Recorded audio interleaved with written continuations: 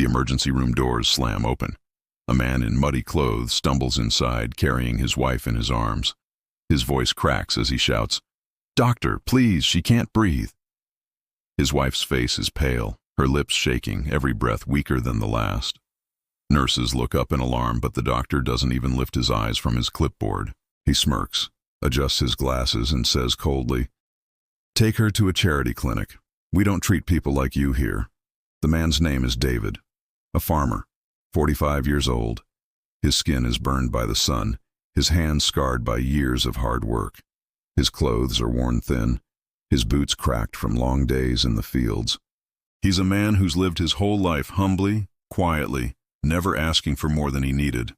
And now, in the one moment he needs help most, he's being treated like dirt. His wife clutches his shirt with trembling fingers, and David's voice breaks. "Please, sir, I'll do anything. Just save her." But the doctor, Dr. James Carter, only folds his arms. His white coat is spotless, his shoes polished, a golden watch flashing under the lights. He's respected, admired, feared even. But beneath that surface, his heart is empty. Arrogance has eaten away at his humanity. And with a smirk, he says the words that crush David completely. "Then maybe you should have thought of that before choosing to be poor." David drops to his knees, sobbing. "I'm begging you, as a husband, as a father." His voice echoes through the hallway. Nurses turn away, ashamed, but no one dares to speak. Dr. Carter turns his back and walks away. The sound of his shoes on the polished floor is like a hammer driving in the truth. David and his wife don't matter. Not here, not to him. But then, panic. A young intern runs forward, shouting, "She's going into cardiac arrest." Without waiting for orders, he wheels her into the ICU. David stumbles after them, praying with every breath. The machines beep, the paddles spark. Her body jerks. Time slows to a crawl. And then, life. She breathes. The intern comes out, exhausted but smiling. She's stable now. She's going to make it. David falls to the ground, sobbing with relief. Thank you for saving her."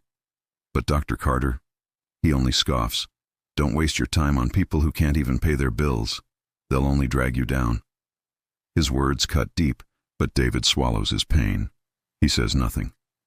He simply takes his wife's hand and leaves. But inside, he knows. Life has a way of giving back what you put out, and Dr. Carter's time would come.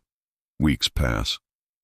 One stormy night, Dr. Carter drives home from a private conference where he was once again celebrated for his brilliance.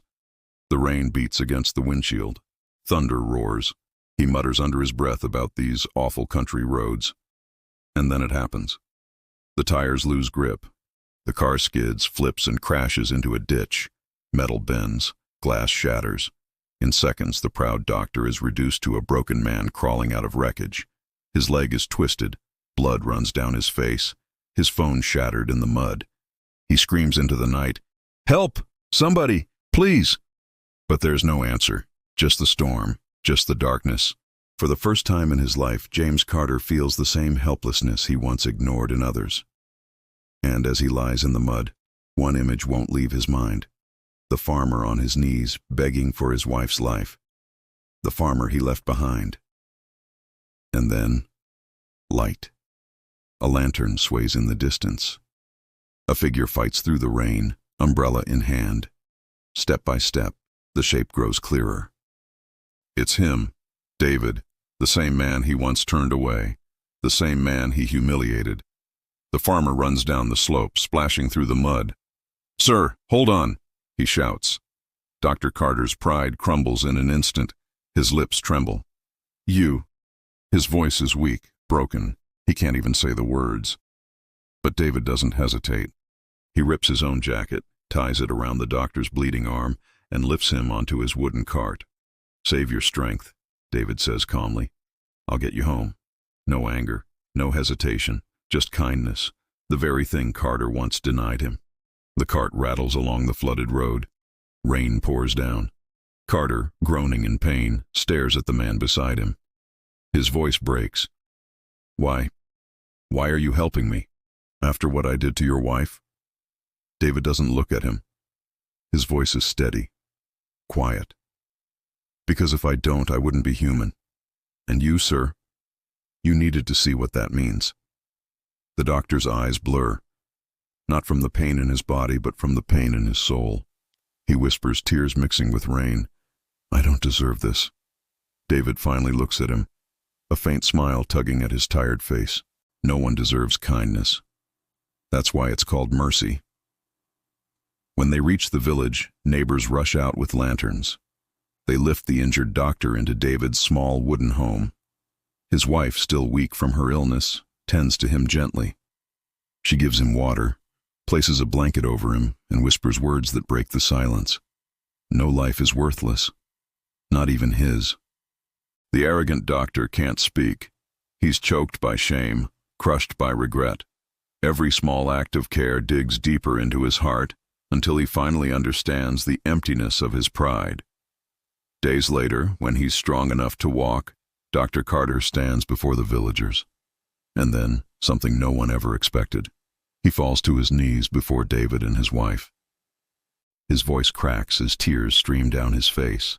I was blind with pride.